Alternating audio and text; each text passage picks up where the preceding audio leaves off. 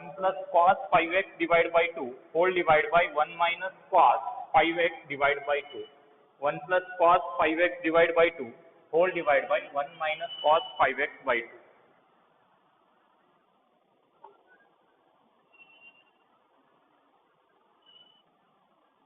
Same आता जे procedure केल्या त्या पद्धतीनंच जायचं.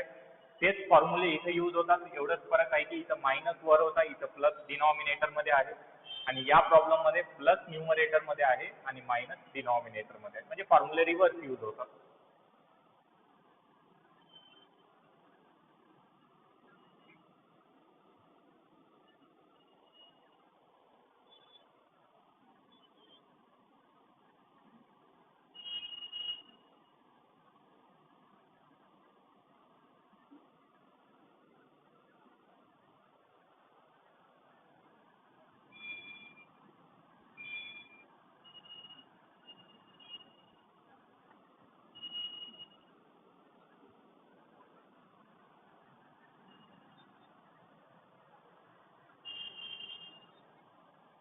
Let y equal to log of under root 1 plus cos 5x divided by 2 whole divided by 1 minus cos 5x divided by 2. हे term आहे. आपल्याकडे एक फॉर्म्युला आहे 1 plus cos k 1 plus cos k theta जर असेल तर त्या जागी येते 2 cos square k theta by 2. Angle मध्ये जे टर्म आहे इथं cos square च्या अँगल मध्ये त्याचा हाफ येते. इथं अँगल मध्ये टर्म काय आहे 5x by 2 आहे. 5x by 2 त्याचा हाफ अँगल cos square च्या अँगल मध्ये येते. 5x by 2 चा हाफ हे होईल मग 5x डिवाइड बाय न्यूमरेटरचा डिनॉमिनेटर मल्टिप्लाय होते 2 2 चा 4. आता आपलं जे टर्म इथं लिहायचं आहे cos स्क्वेअर मध्ये असू द्या डिनॉमिनेटर मध्ये sin स्क्वेअर मध्ये असू द्या तिथे अँगल येते 5x by 4. y equal to log of under root 1 plus cos k theta या जागी येईल twice of cos square k theta by 2. 5x by 2 चा हाफ हे होईल 5x by 4 whole divided by 1 minus cos k theta या जागी येईल 2 sin square k theta by 2. 5x by 2 चा हाफ म्हणजे 5x by 4. जे काही इथे अँगल मध्ये आहे त्याचा हाफ व्हॅल्यू 2 2 न्यूमरेटर आणि डिनॉमिनेटर मधून कॅन्सल होईल. cos square theta upon sin square थीटाला आपण cot स्क्वेअर थीटा डायरेक्टली लिहू शकतो. ते होईल y equal to log of under root cot square 5x by 4. इथं स्क्वेअर आहे याचा अर्थ या पूर्ण ट्रिग्नोमेट्रिक टर्मचा तो होल स्क्वेअर आहे. y equal to log of under root cot in angle 5x divided by 4 whole square. Square root आणि होल स्क्वेअर कॅन्सल होईल. y equal to log of cot in angle 5x divided by 4. y equal to log of cot in angle 5x divided by 4. आता या टर्मचा आपण differentiate करू. टर्मला आपण ट्रिग्नोमेट्रीच्या फॉर्म्युलेच्या सहाय्याने थोडं easier करून घेतल्या. सेम प्रोसिजर जे मागच्या प्रॉब्लेम मध्ये यूज केल्या तेच प्रोसिजर इथे फॉलो करायचं आहे आपल्याला. Differentiate with respect to x dy by dx is equal to d by dx log of cot in angle 5x divided by 4. log of cot in angle 5x divided by 4. या पूर्ण फंक्शनचा hole power तर 1 आहे. Derivative मध्ये implement होते म्हणजे log ला implement होते. डेरिव्हेटिव्ह ऑफ लॉग मध्ये सिम्पली x तर नाही हे असेल आता f of x. Derivative of log f of x log F of x चा डेरिव्हेटिव्ह येईल 1 upon F of x into derivative of f of x. हे होईल 1 upon F of x into derivative of f of x into derivative of f of x. Denominator मध्ये जशाच तसं लिहायचंय. Cot of 5x/4 आणि numerator मध्ये 1 तर multiplication मधला लिहायची गरज नाही. अजून होल पॉवर 1 आहे या पूर्ण टर्मचा. Derivative of cot. कॉटच्या अँगल मध्ये सिम्पली एक्स आहे का, एक्स सोडून त्याला काहीतरी मल्टिप्लिकेशन मध्ये यायला, याला आता एफ ऑफ एक्स म्हणावं लागेल. कॉट एक्स जर राहिलं असतं, डेरिव्हेटिव्ह ऑफ कॉट एक्स जर राहिला असतं, त्याचा डेरिव्हेटिव्ह आपल्याला मिळाला असतं minus cosec square x.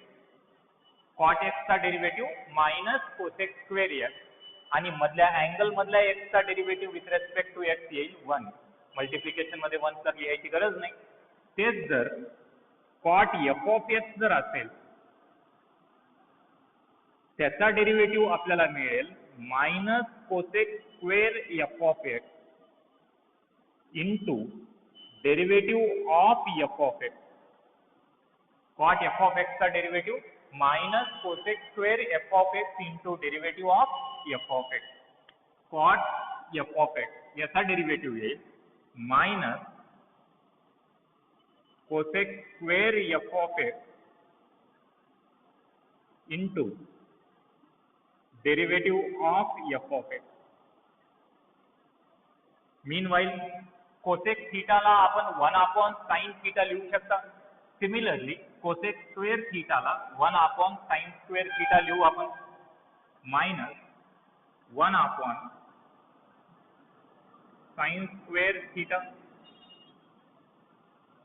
Hole divide by cot थीटाला cos theta upon sine theta लिहू शकता. Cos 5x/4 divide by sine 5x/4 into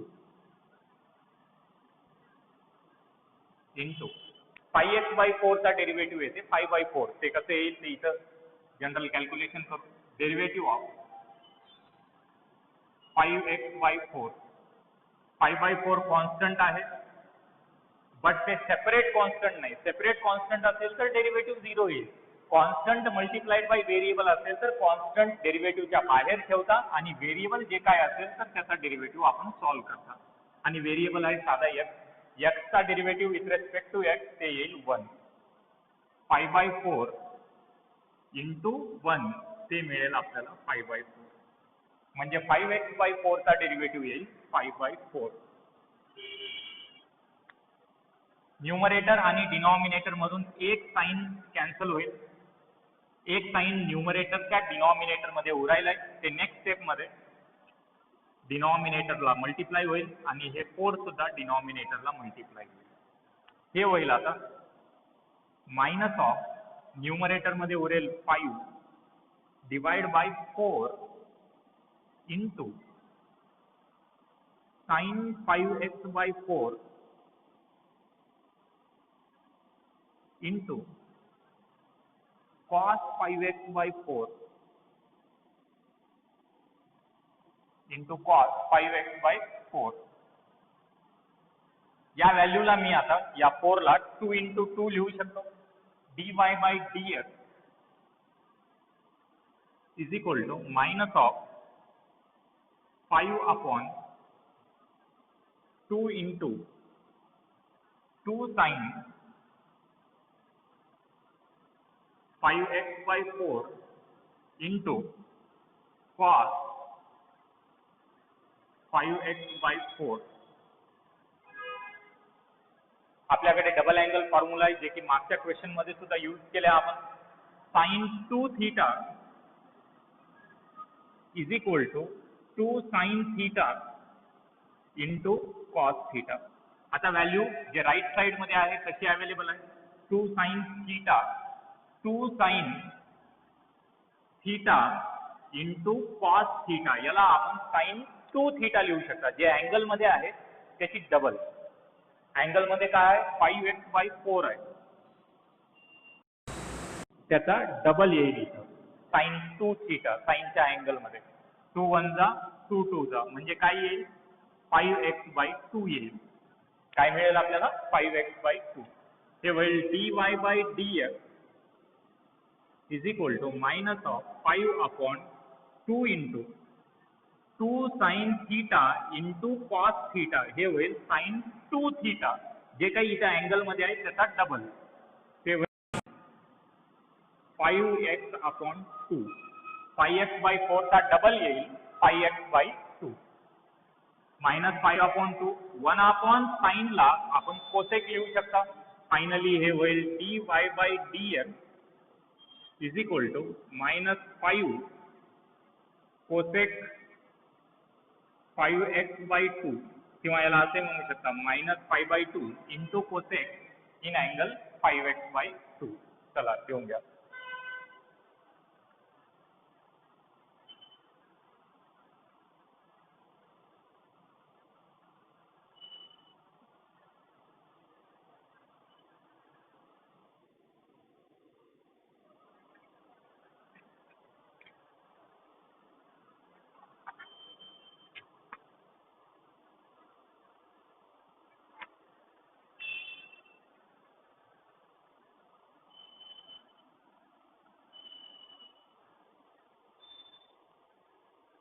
त्यानंतर 15th क्वेश्चन.